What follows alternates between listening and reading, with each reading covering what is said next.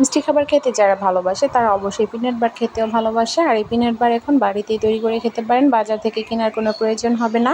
আমার এই recipe follow করে আপনার বাসায় তৈরি করে নিতে পারেন এরকম পিনাট বার।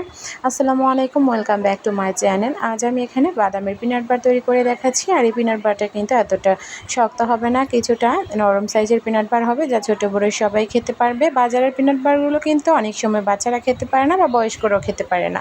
আমার রেসিপি ফলো করে বাড়িতে পিনাট বার তৈরি করলে আপনারা সবাই খুব মজা করে পিনাট বারগুলো খেতে পারবেন।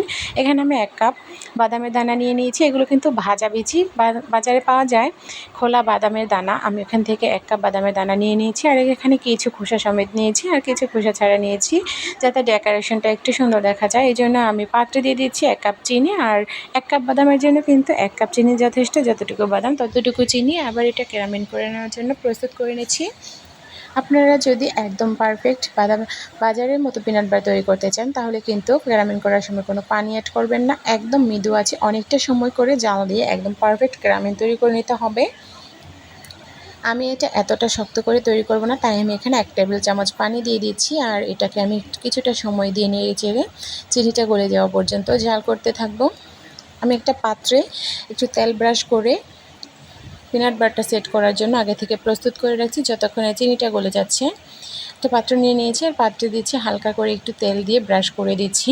এই পাত্রে আমি পিনাট বারটা সেট করব, তাই আমি এটা আগে থেকে প্রস্তুত করে রাখছি। অবশ্যই কিন্তু পাত্রটা আগে থেকে প্রস্তুত করে রাখতে হবে, কেননা বাদামে পিনাট বার তৈরি করার সময় চিনিতে বাদাম দেওয়ার পর খুব বেশি সময় দেওয়া যাবে না। দেখুন চিনিগুলো একদম গলে গিয়েছে।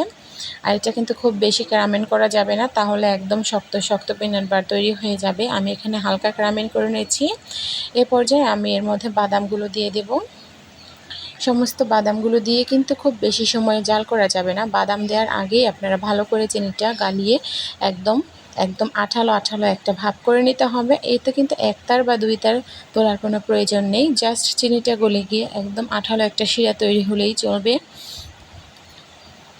এবারে বাদামগুলো দিয়ে দেব। বাদাম দেওয়ার পর খুব বেশি সময় ধরে জাল করার প্রয়োজন নেই, 1-2 মিনিট জাল করলেই যথেষ্ট হবে। এইভাবে করে মিশিয়ে জাল করে নিন। বাজারের চাইতে কিন্তু বাড়ির এই পিনাট বারগুলো খেতে অনেক বেশি মজা লাগে, কেননা এতে কোনো শক্ত মাত্রা থাকে না, যা ছোটো বড় সবাইকে নিয়ে আপনি খুশি মনে খেতে পারবেন। বাড়িতে অবশ্যই ট্রাই করবেন, ভালো লাগলে লাইক কমেন্ট শেয়ার করে দেবেন। আর কেমন লাগলো কমেন্ট বক্সে জানিয়ে যাবেন। যারা আমার চ্যানেলটা প্রথমে দেখছেন তারা অবশ্যই সাবস্ক্রাইব করতে ভুলবেন না। যদি সাবস্ক্রাইব করে রাখেন তাহলে আমার সমস্ত ভিডিওগুলো আপনারা খুবই দ্রুততর দেখতে পারবেন, পেয়ে যাবেন সাথে সাথেই। আমি এবার একটা পাত্রে পিনাট বারের জন্য সেট করে নিয়েছি আর স্প্যাচুলা দিয়ে উপর দিকটা একদম ভালো করে সমান করে দিচ্ছি। আর ঠান্ডা হওয়ার জন্য কিছুটা সময় অপেক্ষা করব।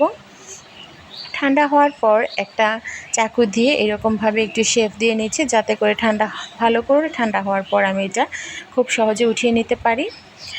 আর পুরোপুরি ঠান্ডা হওয়ার আগে কিন্তু শেফটা দিতে হবে, তা না হলে আর শেফ দেওয়া যাবে না, তখন ভাঙার সময় একদম গুঁড়ো হয়ে যাবে, ভালো করে ভাঙা যাবে। বাজারের পিনাট বারগুলোর চাইতে কিন্তু এই পিনাট বারটা খেতে খুবই মজার লাগবে, কেননা এটা এতটা শক্ত হবে না।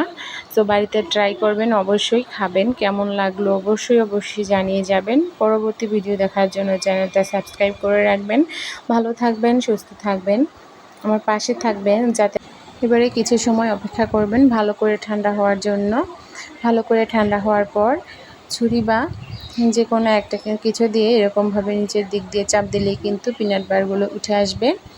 এবারে ভালো করে ঠান্ডা করে নিয়েছি। ভালো করে ঠান্ডা করে নেওয়ার পর কিন্তু এই চিকিয়াগুলো একদম নিজে নিজে উঠে যাবে। হালকা করে চাপ দিলে দেখুন এটা কালারটা একদম চিনি চিনি ভাব হয়েছে। আমি আগেই বলেছি, দেখুন হাতে চাপ দিলেই ভেঙে যাচ্ছে। এটা খেতে কিন্তু অনেকটাই নরম হয়, এতটা শক্ত হয় না যতটা বাজারের পিনাট বারগুলো শক্ত হয়। অবশ্যই বাড়িতে ট্রাই করে দেখবেন। আজকের মতো আমি এখানে বিদায় নিচ্ছি। পরবর্তীতে অন্য কোনো রান্না নিয়ে আবারও হাজির হব।